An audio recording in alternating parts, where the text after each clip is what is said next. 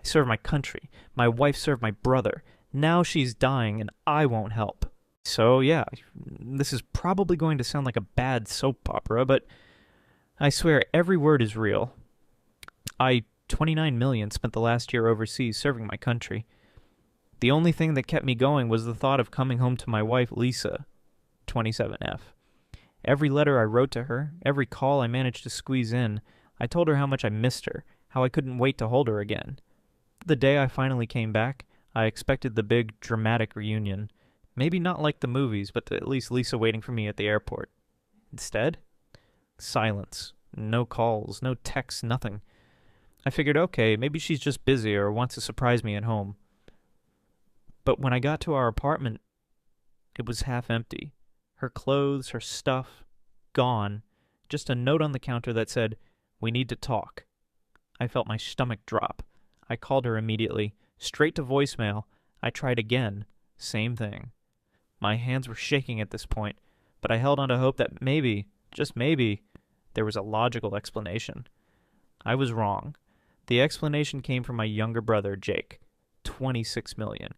And trust me, I wish it hadn't. "You should sit down," he said over the phone. His voice was weird, hesitant, guilty. That's when I knew. Whatever he was about to say, I wasn't going to like it, but nothing could have prepared me for the truth. Lisa had been sleeping with him. While I was out there, literally putting my life on the line, she was in my brother's bed. And if that wasn't enough, he added, "She's pregnant. And it's mine." I don't even remember hanging up. I don't remember much at all from that night, except sitting in the empty apartment staring at the walls, trying to figure out how the hell my life had just imploded in a single phone call. And the worst part? I hadn't even heard Lisa's side of it yet. I didn't sleep that night. How could I? Every time I closed my eyes, I saw her. I saw them, Jake and Lisa, my own brilliant brother and the woman I had planned to spend my life with. By morning, I knew I had to confront her. I wasn't going to let her hide behind some pathetic note. If she had the nerve to do this, she could at least say it to my face. I called again. Voicemail. Again. Straight to voicemail. Fine. If she wouldn't pick up, I'd go find her. I drove straight to her friend Melissa's place, where she usually stayed whenever she and I had fights. But Melissa had no idea what was going on. "Lisa hasn't been here in weeks. She moved out of your place, right? I thought you knew that." "Right. Because that's totally normal. Packing up and leaving before your husband even gets home from a deployment. I was out of leads until I realized there was one more place she could be. Jake's house. The thought made me sick, but I had to see it for myself. So I drove there, heart pounding, hands gripping the wheel so tight my knuckles turned white. When I got there, I didn't even have to knock. Lisa opened the door like she had been expecting me. She looked nervous, almost guilty. And yet there was something else in her eyes, too, like she had already convinced herself that she was the victim here. I stood there for a second, trying to process the fact that my wife was standing in my brother's doorway, in his t-shirt, looking like she belonged there. "You're here," she said softly, like I was the one who had disappeared on her. I clenched my jaw so hard it hurt. Yeah, Lisa, I'm here. You want to explain what the hell is going on?" She swallowed, glanced back inside like she wasn't sure how much to say, and then she hit me with, "I didn't mean for it to happen." I actually laughed. Didn't mean for it to happen? Like she tripped and fell into my brother's bed? I was about to lose it, but before I could say another word, Jake appeared behind her looking like a damn kicked puppy. "Man, I'm sorry," he started, but I wasn't in the mood for his fake remorse. I turned back to Lisa. "How long?" She hesitated. "A few months." Jake rubbed his neck. "Since about 3 months after you left." 3 months.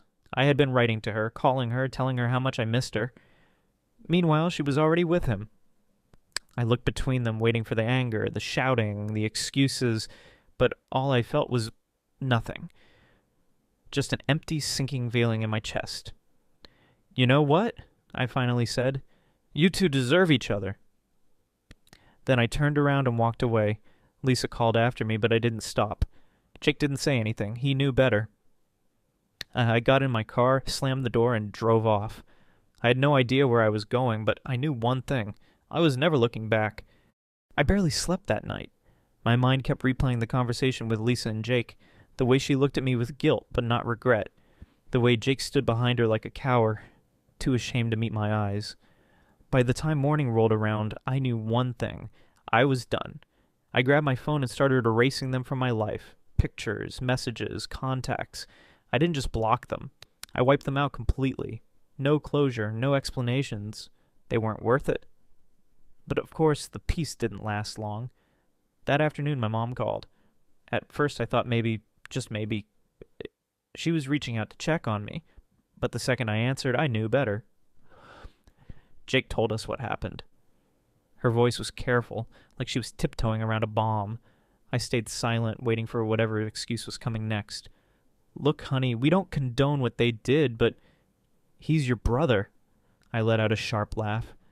And she was my wife. Lisa's pregnant, she added, like I didn't already know. So? So, maybe you should talk to them. Work things out. You can't just cut off your own family over one mistake. Mistake. That word rattled around in my head, like Jake had just spilled a drink or forgotten my birthday. You think this was a mistake? I asked, my voice dangerously calm. Jake feels horrible. She continued. And Lisa... I cut her off. I don't give a damn how they feel. Silence. Then my dad's voice came through the speaker. Son, we know this hurts, but family forgives. You two have been close since you were kids. I shook my head even though they couldn't see me. He made sure we weren't close anymore. You don't mean that, my mom said softly. In time, you'll... I'm going to stop you right there, I interrupted, because you're clearly not getting it. I lost my wife and my brother in one night, and now I'm losing my parents, too. Losing us? She echoed, surprised. Yeah, I said, because if you really think I should just get over what they did, then you've already made your choice. Silence stretched between us. Finally, my mom let out a long sigh. I just hope you don't regret this later. I felt something inside me go completely numb. Guess we'll find out. Then I hung up. And just like that, I was alone. For the first time in my life, I had no family, no wife, no brother, no parents. Just me, sitting in an empty apartment that still smelled like Lisa's perfume. I wish I could say I broke down, had some dramatic moment where I cried or screamed, but I didn't. I just sat there, staring at the wall, feeling... nothing. That numbness followed me everywhere. At work, I went through the motions. At the gym, I pushed myself harder than ever. But it wasn't about self-improvement. It was about feeling something. Anything. Lisa tried reaching out a few times. Voicemails I never listened to. A couple of emails, probably full of excuses I didn't care to read. Jake never tried, which told me everything I needed to know. But my parents? They weren't done. One night, after a long shift, I walked into my apartment to find my mom sitting in my living room. Yeah. She used the spare key. I sighed, already exhausted. You can't just break into my place, Mom. She ignored that. I just want to talk. I crossed my arms. There's nothing to talk about. Her eyes softened. Honey, I know you're hurt, but... I laughed, shaking my head. You know I'm hurt. Then why are you still defending them?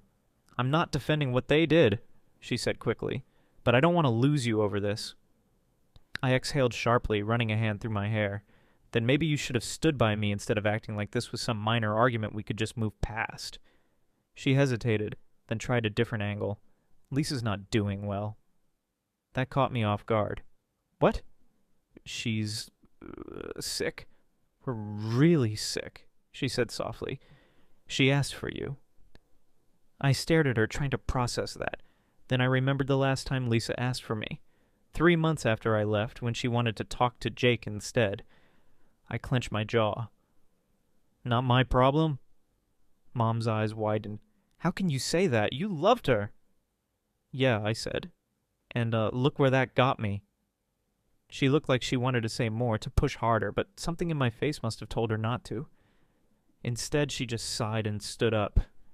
I just hope you don't regret this. I turned away. Lock the door on your way out. She left without another word. I stood there in the silence for a long time staring at the door. Lisa was sick. And for the first time since this whole mess started, I actually felt something again. But it wasn't sympathy. It was vindication. I didn't think about Lisa much after that conversation with my mom, or at least I tried not to. But the thing about karma, it doesn't need you to pay attention. It does its work just fine on its own. A week later, I got a text from an unknown number. Please, just talk to me. I deleted it. Then another one.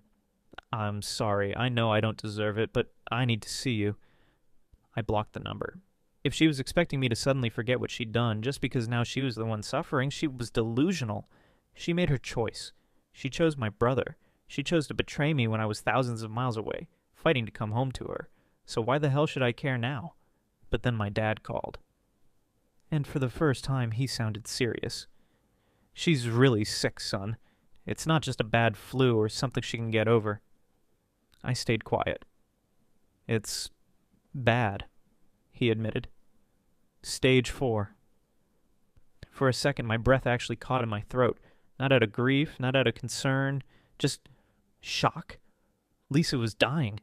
A few months ago, she was playing house with my brother. Now, she was on borrowed time. I didn't even have to ask how she got sick. It clicked almost instantly.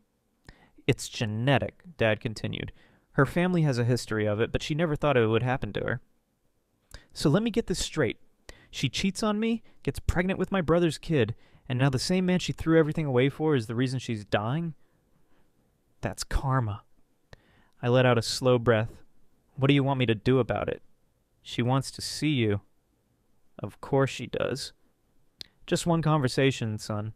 That's all she's asking. I closed my eyes, feeling that same cold emptiness settle in my chest. And if I say no, Dad sighed, then you say no. But I just thought, maybe you'd want closure. Closure. Closure would have been coming home to a faithful wife. Closure would have been not spending the past year being treated like the villain while my brother played the victim. Closure wasn't seeing the woman who destroyed me just because now she was the one suffering. So I gave my dad the only answer I had left. Tell her I said no. And then I hung up. After I hung up on my dad, I expected some guilt to creep in, some part of me to waver, to reconsider, but it never came. Instead, all I felt was relief. For once, I wasn't the one bending over backward for people who had already made their choice. I wasn't the one expected to forgive just because it was the easier thing to do. Lisa was dying. That sucked, but it wasn't my problem. Still, my parents didn't seem to get the message. A few days later, I got another call, this time from my mom. I let it ring out. She left a voicemail. I debated deleting it, but curiosity won. I know you're hurt, sweetheart, but Lisa really doesn't have much time left. She just wants to talk. Not to beg, not to ask for anything, just to talk. I scoffed. Now she didn't want anything? After she spent the last year ignoring me, throwing away our marriage, building a new life with my brother? Now that that life had turned into a nightmare, she suddenly wanted a conversation? Yeah, no. I was done being the guy who was too nice to walk away. But then she added something that stopped me cold. Jake left her. I actually rewound the message to make sure I heard that right. He couldn't handle it, Mom continued. When she got sick, he started pulling away. Then a few weeks ago, he packed up his things and left. I didn't know whether to laugh or be disgusted. So Jake was all in when things were exciting, when they were sneaking around behind my back, playing their little homewrecker fantasy. But the second things got real, the second Lisa needed him the way I once needed her, he bailed. Typical. I deleted the voicemail. I'd wasted enough time and energy on them. If Lisa wanted comfort, she could call the guy she threw her life away for. Oh wait, he wasn't there anymore, not my problem. I blocked my mom's number too. I was officially done. For the first time in months, I felt like I had control again. No more guilt, no more unwanted calls. I was free. Or at least I thought I was. Because my parents? They weren't done. A week after I blocked my mom, there was a knock on my door. I almost ignored it, but something told me I knew exactly who it was. I opened it to find my dad standing there, looking exhausted. Like he had aged 10 years in a week. Can we talk? He asked. I sighed. If this is about Lisa, it is. Of course it was. Dad, I said, already tired, I told you, I'm not going. He nodded, rubbing a hand over his face. I know. And I'm not here to convince you. That caught me off guard. Then why are you here? He hesitated before answering. Because she's in hospice now. For a second I didn't react. The words just sat there, heavy and unmoving. Hospice. That meant this was it. No more treatments, no more chances, just waiting. She's not going to make it past the month, he continued, voice quiet. She doesn't even ask about Jake anymore, she only asks about you. I clenched my jaw. That's not my problem. Dad sighed. I know you're angry. I'm not angry. And I wasn't. I had been months ago. But now I just felt nothing. He studied me for a long time, like he was trying to find some crack in my armor, some sign that I was still that same guy who always put family first. But that guy was gone. You know, he said finally, for a long time I thought Jake needed us more than you did. That's why we tried to keep the peace, tried to get you to talk to him. I stayed silent. But I see now. We should have had your back, he admitted, and I'm sorry for that. That was the first real apology I had heard from neither of my parents, and maybe a few months ago, it would have meant something. Now, it was too late. I nodded once. Thanks for saying that, but it doesn't change anything. He exhaled like he had expected that answer. Do you want to know where she is? He asked. Just in case? I shook my head. No. He gave me a sad smile. All right. And just like that, he left. I stood there for a while, staring at the closed door. Lisa was dying. My brother had abandoned her. My parents finally admitted they had failed me. Everything I had wanted to happen had happened. So why didn't it feel as good as I thought it would? After my dad left, I thought that was it, that I'd finally have peace. I was wrong. A few days later, I got a call from an unknown number. Normally, I'd ignore it, but something told me to pick up. It was Melissa, Lisa's best friend. Hey, I know you don't want to hear this, but I need to tell you anyway, she said, her voice hesitant. I sighed, already regretting answering. Melissa, if this is about...